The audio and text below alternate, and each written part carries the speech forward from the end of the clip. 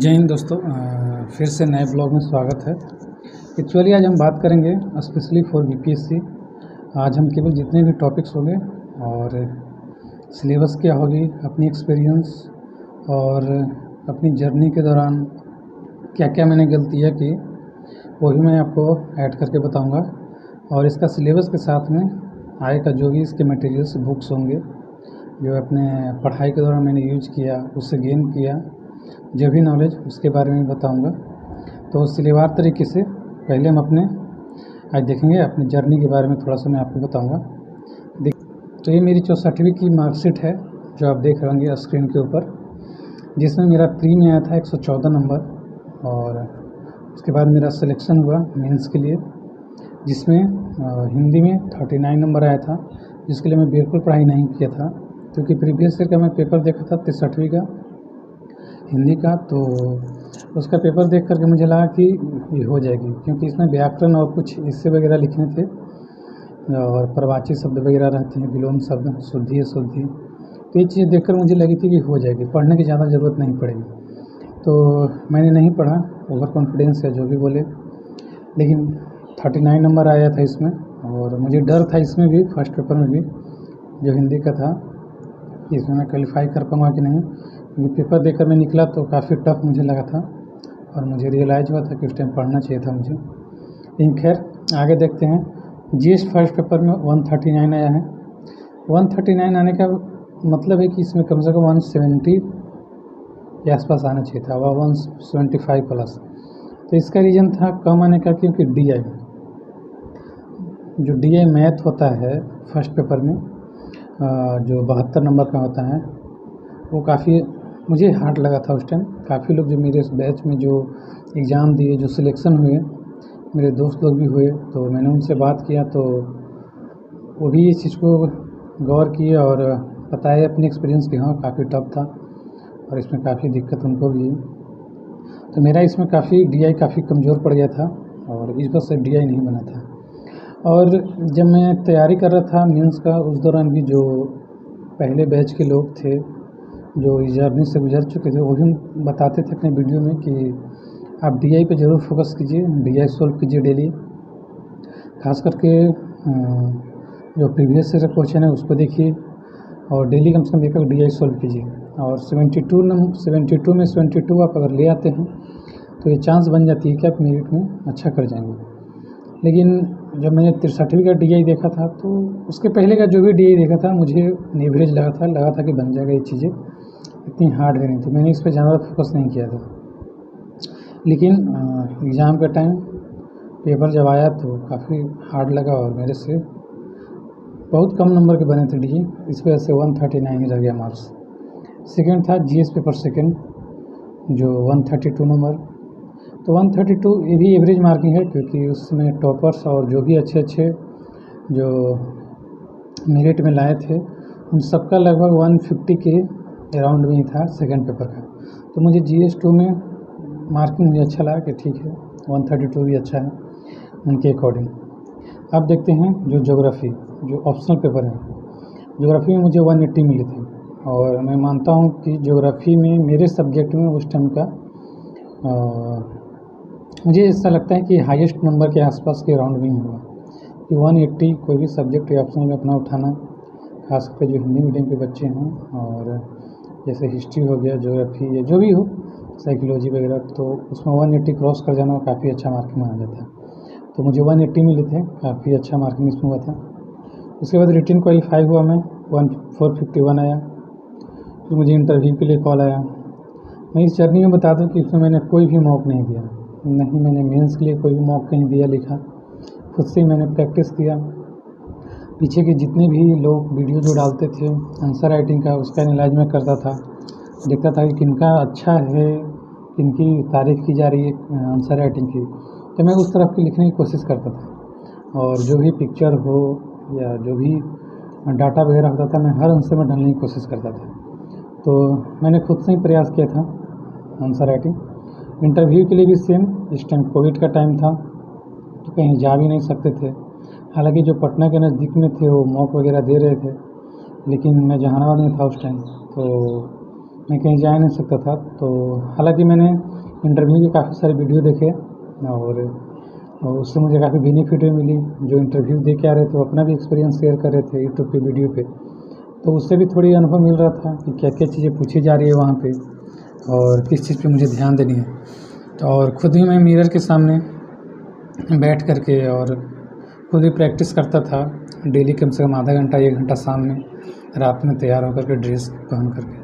तो ये चीज़ें मैंने भी खुद से ही किया था मॉक का इंटरव्यू का भी, और इंटरव्यू मेरी काफ़ी अच्छी गई थी। जब मैं इंटरव्यू से बाहर आ रहा था तो गेट पे जो थे वो मुझे बता रहे थे कि काफ़ी लंबा भी आपका इंटरव्यू चला है, काफ़ी अच्छी गई होगी। तो जब रिज़ल्ट आया तो मैंने देखा 76, तो मार्किंग से, एवरेज मार्किंग से थोड़ा अच्छा ही मैं मानता हूँ। तो 76 नंबर थे, काफ़ी ठीक थे, मैं संतुष्ट था इंटरव्यू से।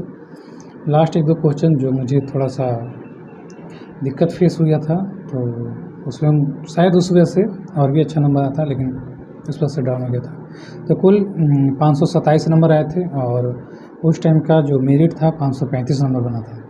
ओबीसी जनरल सबका 535 से बना था दोनों का। तो इसमें मुझे कैटेगरी का भी कोई बेनिफिट नहीं मिला था, नहीं प्री, न मेंस, न इंटरव्यू। तो थोड़ा बहुत भी डाउन होता तो शायद उस टाइम ही सिलेक्शन हो जाता। तो ये चीज़ें यहाँ पे हुई थी।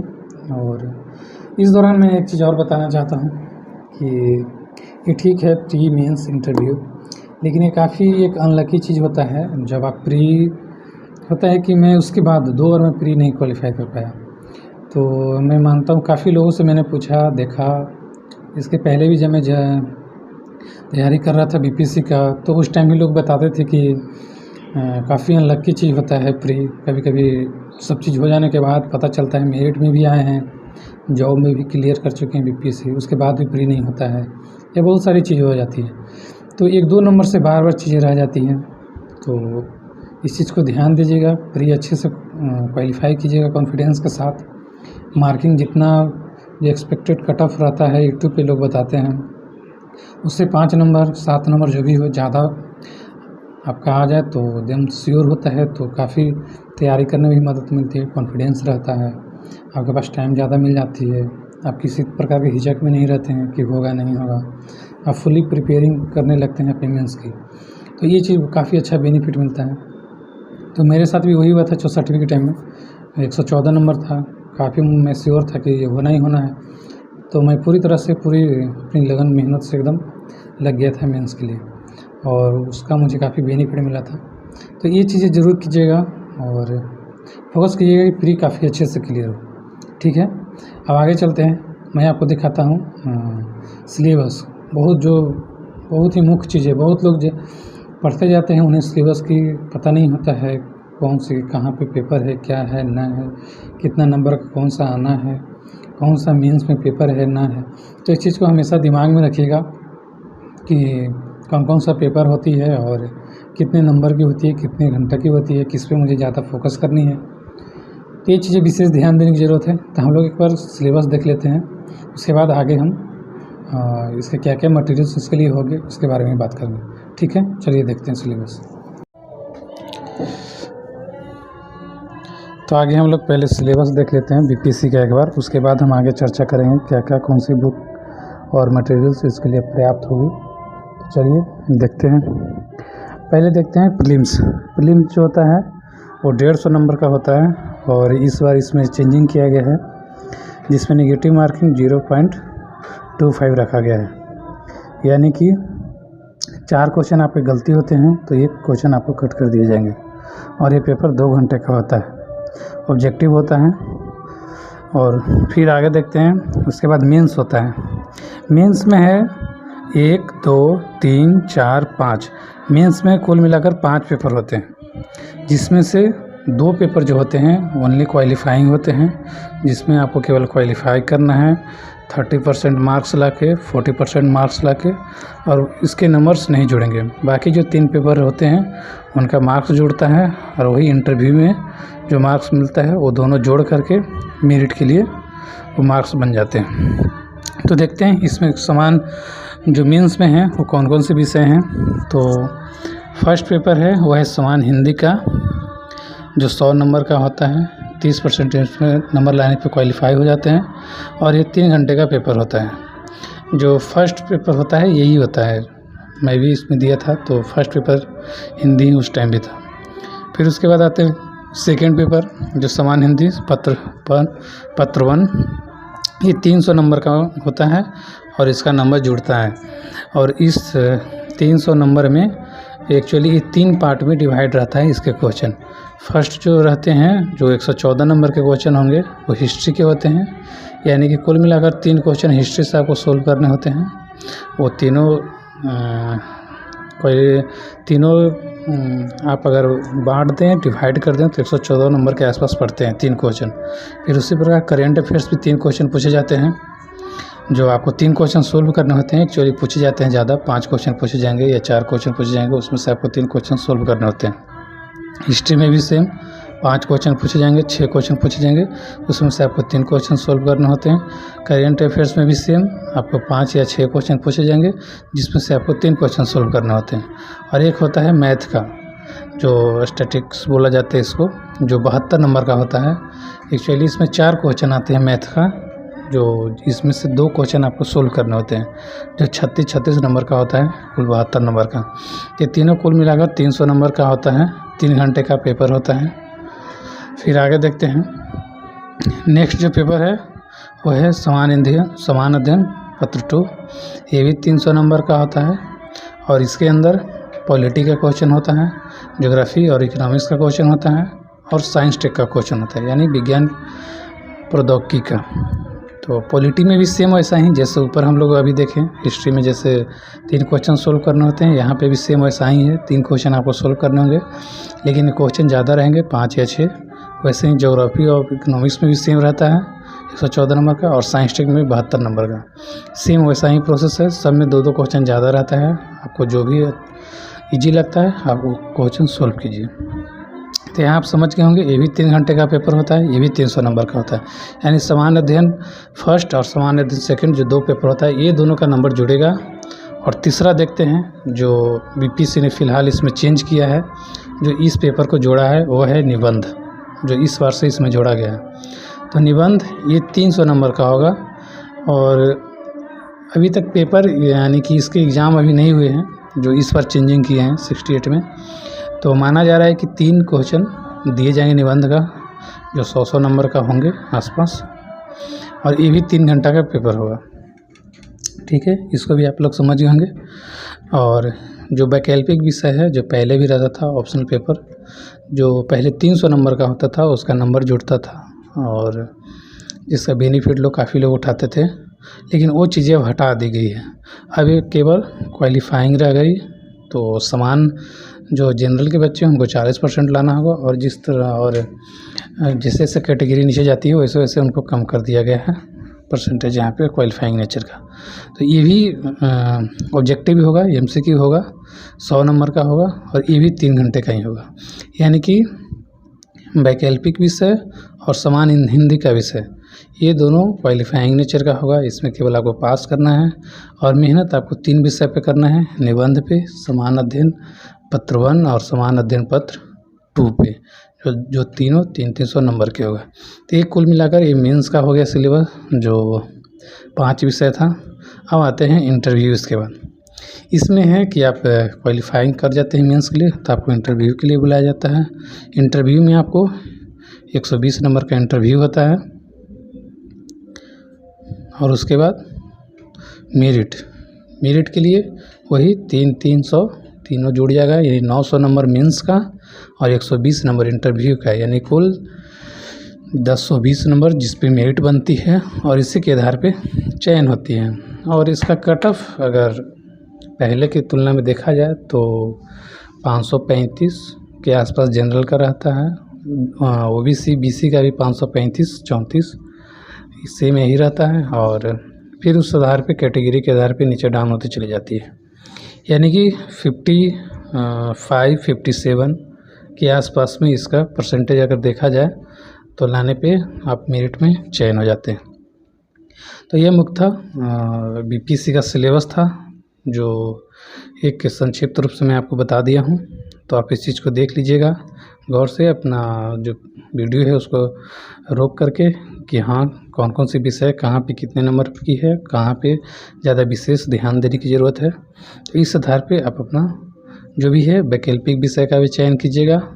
और अब बड़े कोचिंग संस्थान जो वैकल्पिक विषय के लिए हम लोग पढ़ने जाते थे या बच्चे पढ़ाई करते थे स्पेशली ऑप्शनल के लिए, तो वो अब चीज़ें अब नहीं रह गई क्योंकि इसका अब नंबर जुड़ता नहीं है, अब केवल एमसीक्यू हो गया है। तो वैसा विषय भी चूज कीजिएगा जो आपके सामान्य अध्ययन में भी काम आ जाए और वैकल्पिक विषय में भी काम आ जाए, और उस आधार पे आपको एक स्मार्ट तरीका से आप इसको पास भी कर जाइएगा एमसीक्यू में, और उसका आपको बेनिफिट जो नंबर जुड़ेंगे सामान्य अध्ययन में उसमें भी आपको मिल जाएगी। तो एक मूलतः संक्षिप्त रूप से एक बीपीएससी का सिलेबस था। अब आगे हम देखेंगे इसके लिए क्या क्या कौन सी बुक मटेरियल्स जो ज़रूरी है वो मैंने अपने अध्ययन के दौरान भी यूज किया है, और एक्सपीरियंस के बेस पे कोई ये नहीं कि हाँ किसी के दिखावा के लिए किसी का प्रचार, ऐसा कुछ नहीं है। मैं जो भी एक्सपीरियंस के बेस पे आपको बताऊंगा। तो चलिए देखते हैं आगे का सिलेबस। पहली है हिस्ट्री। हिस्ट्री में आपको प्राचीन भारत पढ़ना है 11th के एनसीईआरटी बुक से, और मध्यकालीन भी 11th में ही मिल जाती है शायद, तो वहाँ से पढ़ लेना है।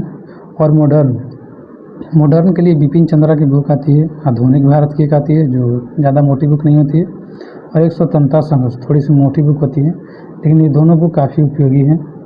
आप ये दोनों बुक 2 बार पढ़िए, 3 बार पढ़िए, जितना बार पढ़िएगा उतनी ही आपको चीज़ें समझ में आएगी सिलेवार तरीके से।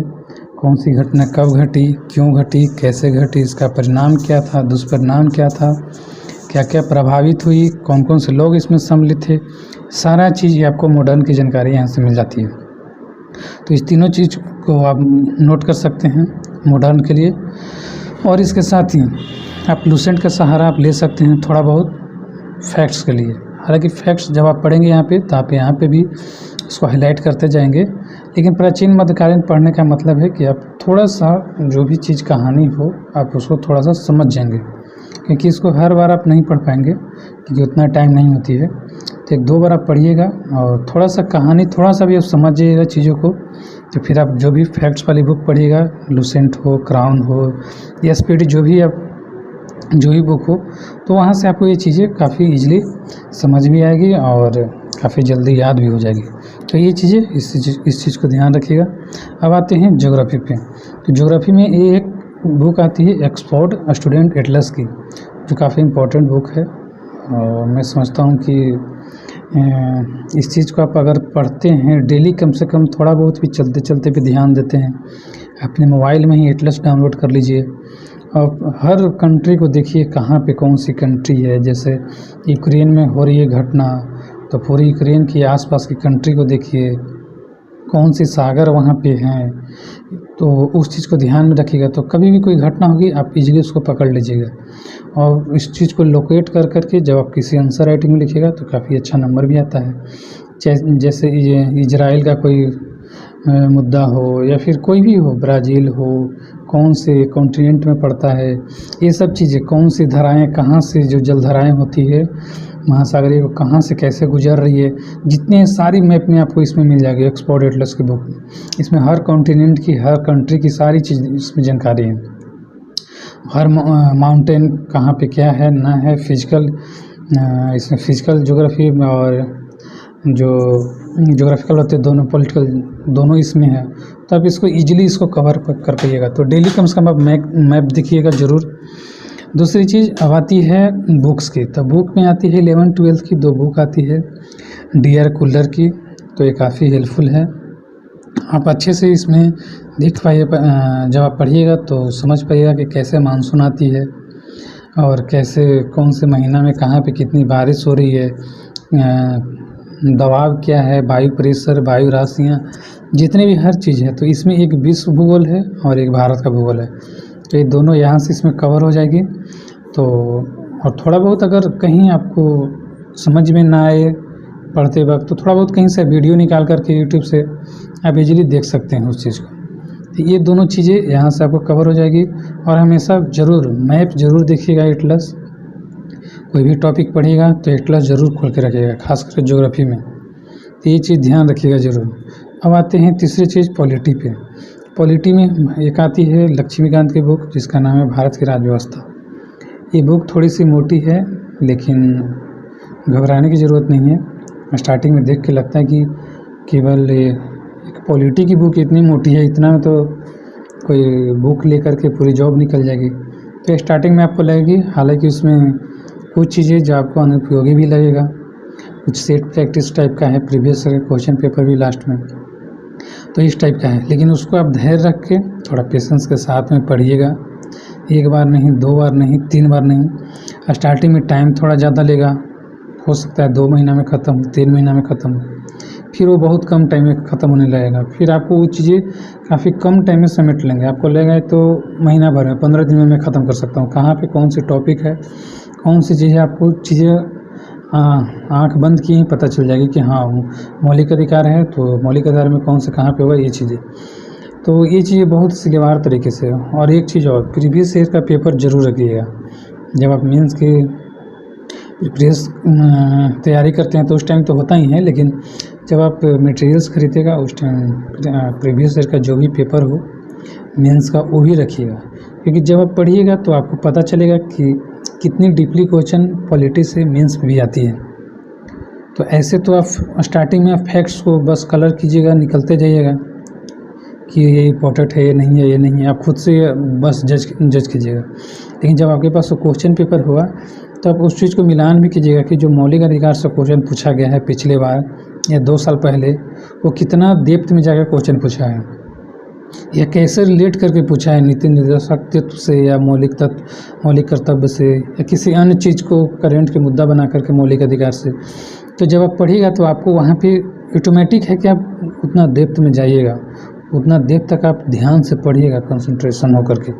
ऐसे होता है कि आप बस ऊपर ऊपर पेज ख़त्म करने के चक्कर में रहिएगा।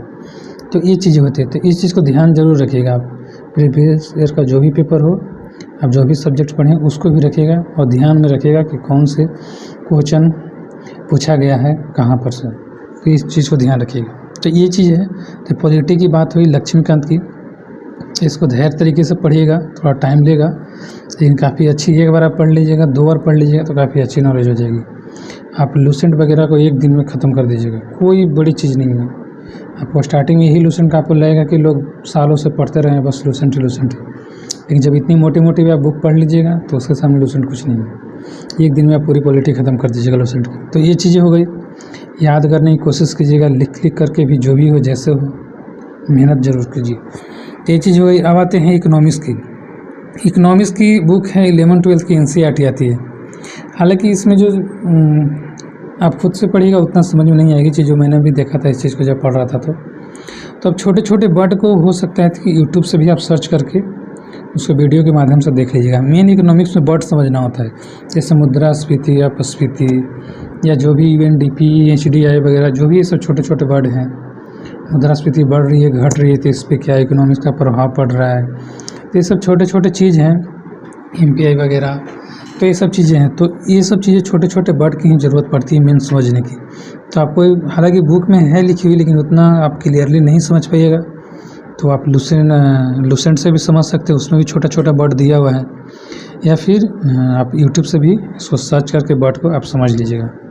तो ये चीज़ बुक हो गई लूसेंट प्लस NCERT 11-12 इकोनॉमिक्स के लिए। अब आते हैं बिहार स्पेशल। बिहार स्पेशल का है, ऑब्जेक्टिव का एक बुक आती है, बिहार एक परिचय, इम्तियाज़ अहमद की। काफ़ी अच्छी बुक है। एक इनका सब्जेक्टिव के लिए आता है। तो हालांकि मैंने तो नहीं लिया लेकिन पढ़ा नहीं, दिक्कत है क्योंकि उतना टाइम नहीं मिल पाया था। लेकिन मैंने ऑब्जेक्टिव वाले बुक से ही जितना भी हो बिहार का मैप, मैंने जैसे जैसे ऑब्जेक्टिव में क्वेश्चन आते गया था उसमें आप पेज पलटेंगे, टॉपिक वाइज क्रम वाइज देखेंगे तो ज्योग्राफी में जैसे जैसे टॉपिक बढ़ता जाता है, नदियाँ, झीलें या जो भी चीज़ें हो, फसल कौन सी है, कौन सा खनिज संसाधन कहाँ पे, तो ये चीज़ें मैंने पहले बिहार का मैप बना लिया जैसा कि आप देख रहे हैं स्क्रीन पे, और फिर मैंने सारे चीज़ को वैसे ही ड्रा करते चला गया। तो एक आपका एक मैप खुद का तैयार हो जाएगा। और नदी का अलग लाइन से ड्रा कर दीजिए, कौन सी नदी कहाँ पे, तो आपको मैप भी दिमाग में छप जाएगा। तो होता ये क्या है कि सारा जितना भी ज्योग्राफी का मेरा जो इम्तियाज़ अहमद में जितना भी ऑब्जेक्टिव था ज्योग्राफी का, वो मैंने सारा एक ही मैप पे ले आया। तो इससे ये हुआ कि मुझे ज्योग्राफी का वो पढ़ने का मतलब कि कोई ज़रूरत ही नहीं पड़ी, मैं सारा चीज़ मैप देख के ही पढ़ लेता था। अब रह गई जनसंख्या वगैरह की या गरीबी वगैरह, कौन से ज़िले में क्या है ना है, उसका डाटा मैंने पीछे लिख लिया था। एक तरफ मतलब कि मैप और पीछे की तरफ डाटा, जो भी डाटा जो मुख हो, तो दोनों चीज़ें एक साथ ही एक ही पेज में पूरा मेरा ज्योग्राफी एक ही पेज पे आ गया था। तो ये होता है स्मार्ट तरीका थोड़ा सा, आप कम समय में चीज़ों को कहीं भी चलते चलते देख सकते हैं। मोबाइल में उसका फ़ोटो ले लेंगे, आप मोबाइल पे ही एग्ज़ाम देने जा रहे हैं उस टाइम भी आप एक बार रिवाइज कर सकते हैं। तो ये चीज़ें हो गया था। तो ये आप कीजिएगा, हम आपको जो स्क्रीन पर दिखा रहे हैं वो बिहार का मैप, तो ऐसे ही चीज़ कर लीजिएगा या बोलिएगा तो मैं शेयर भी कर दूँगा ये वाली जो भी मैप मैंने बनाया था। तो ये चीज़ें हो गए। अब आती है ये सब चीज़ें जब आप अच्छे से पढ़ लीजिएगा, फिर लूसेंट रखिएगा। लूसेंट भी बहुत ज़रूरी चीज़ है, क्योंकि हर बार आप प्राचीन भारत मध्यकालीन भारत आप एनसीईआरटी से नहीं पढ़िएगा, फिर फिजूल खर्ची का टाइम वेस्ट होगा। इससे अच्छा है कि पीटी के लिए, क्योंकि मेंस में इसका ज़रूरत नहीं है प्राचीन भारत मध्यकालीन भारत का, अगर आपका ऑप्शनल नहीं है तो यहाँ पे ज़रूरत पड़ेगी आपको लूसेंट की। लूसेंट की प्राचीन भारत और मध्यकालीन भारत पढ़ लीजिए, आपको कोई ज़्यादा कुछ करने की ज़रूरत नहीं है। तो यहाँ से ये चीज़ें कवर हो जाएगी। साइंस भी आपको लूसेंट से ही कवर हो जाएगी, कोई ज़्यादा इधर उधर पैर फैलाने की ज़रूरत नहीं है। एसपीडी भी आप रखिएगा तो इससे भी कवर हो जाएगी, एसपीडी जो साइंस आती है और लूसेंट साइंस, तो दोनों से साइंस भी कवर हो जाएगी। अब आती है एक डीआई का, जो मैथ का पेपर होता है मेंस में, डीआई फर्स्ट पेपर में, जीएस पेपर फर्स्ट में जो मैथ का पेपर होता है वो 72 नंबर का 4 क्वेश्चन जो पूछा जाता है, जिसमें 2 सोल्व करना होता है, उसमें डीआई का पेपर होता है। तो डीआई जो है उसमें उसके लिए बुक है संख्यात्मक जो अभियोगिता करके एक बुक है, सर RS अग्रवाल की आती है बुक। तो पिछला बार देखा गया कि इसमें से ही डायरेक्ट जो एग्जाम्पल में या क्वेश्चन में था क्वेश्चन, वो डायरेक्ट वो बहु वही क्वेश्चन दे दिया गया कॉपी करके सीधे एकदम। अगर जो बच्चे इसको सोल्व किए होंगे, बनाए होंगे, काफ़ी कम पेज में है डीआई, उसमें मुश्किल से 20 से 25 पेज ही होंगे। तो एक डीआई तो एक पेपर एक पेज ही कवर कर लेता है, एक 1.5 पेज 2 पेज, तो 20 से 25 डीआई होगा, ऐसे मान सकते हैं। तो यहाँ से आप डीआई कर लीजिएगा, एक एक भी बना लीजिएगा, या फिर कभी कभी आप रिवीजन कर लीजिएगा, देख लीजिएगा क्या है न मन न लगे तो ये चीज़ें आपको यहाँ से डीआई कवर हो जाएगी मेंस का। अब आती है बहुत फेमस बुक है घटना चक्र की, जो काफ़ी लोकप्रिय लोग पढ़ते हैं, क्योंकि आप हर टाइम हमेशा लक्ष्मीकांत नहीं निकालेगा एग्ज़ाम के पहले, या फिर कूलर वगैरह नहीं पढ़िएगा, या एनसीईआरटी हमेशा नहीं पढ़िएगा। तो इस शॉर्ट जो प्री के टाइम में लोग पढ़ते हैं, लूसेंट, स्पीडी या घटना चक्र, ये सब जो फेमस बुकें हैं जो प्री के पहले कम टाइम में पढ़ा जाता है। तो घटना चक्र की बुक हो गई हिस्ट्री ज्योग्राफी, काफ़ी मोटी बुक है, लेकिन जब आप पढ़े रहिएगा 1-2 बार तो फिर इजीली हो जाती है, कोई दिक्कत नहीं होती, देखने में बस मोटी लगती है। तो हिस्ट्री ज्योग्राफी का यहाँ से भी कर लीजिएगा। साइंस का भी पढ़ सकते हैं, लेकिन उतना एफिशिएंट नहीं है मुझे लगता है, जैसा मैंने देखा है, या फिर पॉलिटी भी इसमें जो घटना चक्र का उतना एफिशिएंट नहीं है। जब आप लक्ष्मीकांत पढ़ लीजिएगा, मैं एक बुक बता दूंगा, दृष्टि का एक आता है बुक, प्राप्तांक करके या कुछ है, विशेषांक करके, मैं बता दूंगा। तो वो बुक भी पॉलिटी का आती है, वो भी स्पेशल आप रख सकते हैं साइड से कम समय में उसको पढ़ने के लिए। वैसा ही हिस्ट्री का भी दृष्टि का आता है, तो उससे भी आप मॉडर्न केवल उससे पढ़िएगा तो भी आप पढ़ सकते हैं। ज्योग्राफी का भी सेम वैसा ही आता है शॉर्ट में पढ़ने के लिए दृष्टि का, तो भी आप पढ़ सकते हैं। तो ये मुख्य चीज़ें थी जो सिलेबस था। और करंट के लिए, तो करंट में भी फ़िलहाल जब आप शुरुआत कर रहे हैं बीपीएससी, तो अभी मैगजीन वगैरह मत पढ़िए, आप आराम से एक पेपर पढ़िए, एडिटोरियल वगैरह द हिंदू का सुनिए, काफ़ी सारी वीडियो डेली आती है यूट्यूब पे एडिटोरियल द हिंदू का, तो उसको आप कान में लगाइए। खाना बना रहे हैं, खाना बनाते बनाते आप सुन लीजिए, या बर्तन धो रहे हैं, या फिर जो भी कहीं चल रहे हैं, घूम रहे हैं, उसको भी आधा 1 घंटा 45 मिनट में सुन लीजिएगा। तो उससे होगा कि आपको जो भी वर्ल्ड लेवल पे, इंडिया लेवल पे चीज़ें हो रही है वो आपको कवर होते चली जाएगी। ज्योग्राफी की चीज़ें, या क्या इकोनॉमिक्स क्राइसिस है, कहाँ पे क्या है, क्या प्रभाव है, क्या क्या एक्शन लिया गया, तो ये सब चीज़ें आपको दिमाग में रिलेशन क्या है इंडिया का, अभी कौन से दौरा पे कौन से प्रधानमंत्री आए हैं, क्या क्या सौदा हुआ है दोनों के बीच, कौन से समझौते हुए हैं। तो ये सब चीज़ें आपको करंट से वहाँ पे काफ़ी सब्जेक्टिव रूप से जब आप वीडियो देखिएगा डेली का, द हिंदू का या फिर दैनिक जागरण राष्ट्रीय संस्करण अगर आप पेपर आता है तो उसका भी जो बीच का पेपर होता है वो भी आप पढ़ सकते हैं। तो यहाँ से आपको वो कवर होती चली जाएगी, आपको काफ़ी अच्छा नॉलेज भी वहाँ से मिल जाएगा, एक ब्रॉड रूप से ज्ञान। तो ये चीज़ें हैं। अभी फ़िलहाल में कोई एडिटोरिया या जो भी हो करंट की बुकें, घटना चक्र वगैरह, तो अभी स्टार्टिंग फेज में है तो पढ़ने की ज़रूरत नहीं है, क्योंकि एग्ज़ाम देना है नहीं। जब आप एग्ज़ाम देंगे तो उस टाइम में जब ये सब आपका सब्जेक्ट अच्छा से कवर हो जाए और जब आपको लगेगा कि कॉन्फिडेंस, जब आप क्वेश्चन सोल्व कीजिएगा तो लगेगा कि कॉन्फिडेंस अब है, मैं दे सकता हूँ, तो अब आपका ग्रेजुएशन भी हो जाएगा कंप्लीट या जो भी चीज़ें हो। तो आप 6 महीना पहले से आप पढ़ना शुरू कीजिएगा, 8 महीना पहले से करंट अफेयर्स मैगजीन वगैरह, और वो चीज़ें फिर कवर होती चली जाएगी। तो ठीक है, इतना ही था। जो भी आगे की चीज़ें होगी मैं आपको फिर बताऊँगा। जो भी चीज़ छूट जाएगी इस वीडियो में कुछ बातें, उसको भी आगे कवर करूँगा। ठीक है, धन्यवाद, जय हिंद।